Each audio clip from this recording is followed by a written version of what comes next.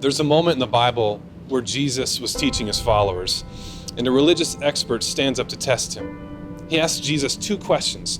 The first one is this: what must I do to gain eternal life? Now, the world at this time was full of all sorts of religious codes. There were certain things you shouldn't touch, things you shouldn't eat, there were people you shouldn't hang around with. And the expert probably knew that Jesus liked to color over the lines a bit. He was hoping to trap Jesus, but it doesn't work. You see, instead of answering the question, Jesus turns it back on him and asks, well, what's written in the law? How do you interpret it? The man's answer is a good one. He quotes straight from the Bible. He basically says, love God with your entire being and love your neighbor as yourself. And Jesus agrees with the man. He says, do this and you will live. Now, the conversation probably should have ended there. They both agreed on an answer. But the expert heard that Jesus liked to hang out with people that weren't on the approved list. And so he decides to tighten the screws a little bit. And he asks Jesus the second question. Who then is my neighbor? He asks. See, this man figured that Jesus' answer would step out of bounds. But Jesus doesn't just step out of bounds. He takes it to the moon. Jesus tells the man a story about a Jewish man who was beaten up and he's left to die on the side of the road. And as he's lying there fighting for his life, two men walk by. Both of these men are religious leaders from this man's community, but neither of them stop to help him. After all, helping him might break one of those religious codes that we talked about earlier.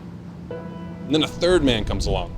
Now this man is part of a group of people who are the sworn enemies of the injured man. He's a Samaritan. However, this Samaritan is the one who stops to help. He bandages up the man's wounds. He pays for his stay at an inn. And then Jesus puts a stinger at the end of the story. He tells the expert to go and do likewise. In other words, go be more like that Samaritan. Now, the first question that the religious leader asks is one that we're all asking. What must I do to gain eternal life? This is a question that people have been asking forever. And these questions about life and about death and about meaning, these are all questions that we all must face. But isn't it interesting that that question seems to bore Jesus a little bit? He doesn't even really answer it. He just agrees with what the religious expert says. What really gets Jesus excited is the more practical second question. Who is my neighbor?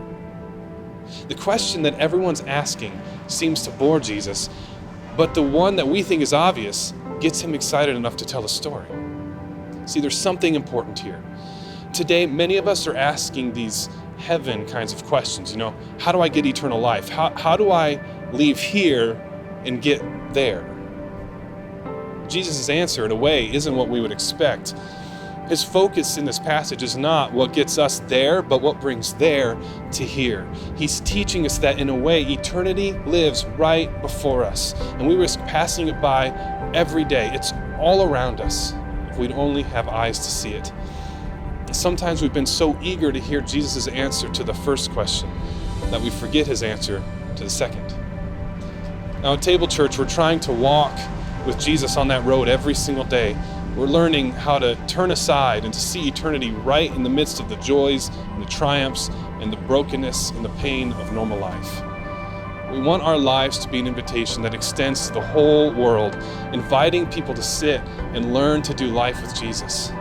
Our goal is to embody that life through four movements: pursuing God, creating belonging, doing justice, and making disciples. That's why we exist. And if you'd like to join us on that journey, we'd love to have you. There's room.